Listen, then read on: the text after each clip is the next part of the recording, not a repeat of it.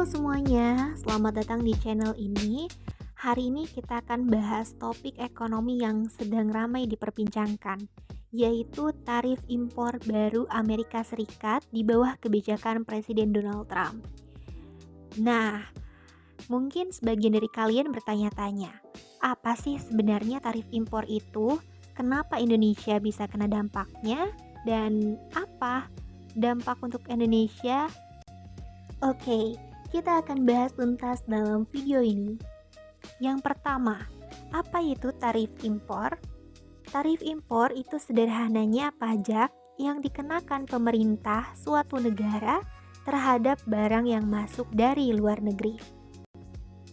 Baru-baru ini, Amerika Serikat menetapkan tarif impor 19% untuk barang asal Indonesia. Hal ini turun dari ancaman awalnya 32%. Sementara Indonesia membuka akses pasar buat produk Amerika Serikat, tarifnya turun sampai 0% untuk lebih dari 99% sektor, ditambah pelonggaran non-tarif. Kesepakatan ini juga menyertakan komitmen pembelian seperti 50 pesawat Boeing dan kontrak energi serta pertanian. Secara sederhana, tarif ini adalah pajak untuk barang impor. Bisa berupa persentase harga atau biaya per unit. Yang membayar beban tarif ini adalah importir di Amerika. Jadi bukan dari pemerintah Indonesia ya teman-teman. Konsepnya gini. Jadi begitu barang Indonesia masuk, importir Amerika wajib setor biaya 19% ke pemerintah Amerika Serikat.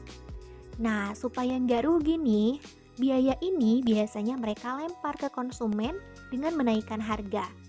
Artinya di sini orang Amerika lah yang akhirnya ngerasain mahalnya barang Indonesia. Tapi ternyata Indonesia dapat tarif terendah di Asia loh. Jadi kalau misalkan dibandingin dengan negara tetangga kayak Malaysia yang mendapat 25%, Thailand 36%, bahkan Myanmar sampai 40%, itu lebih tinggi dari kita.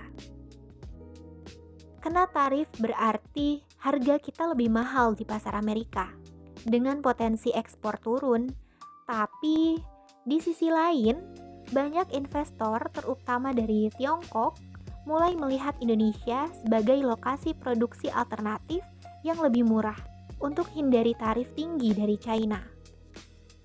Hal ini bisa jadi peluang besar untuk investasi manufaktur baru.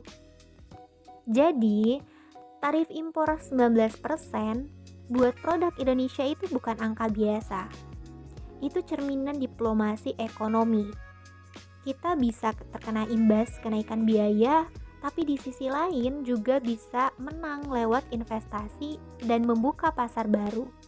Menurut kamu, apa langkah strategis berikutnya?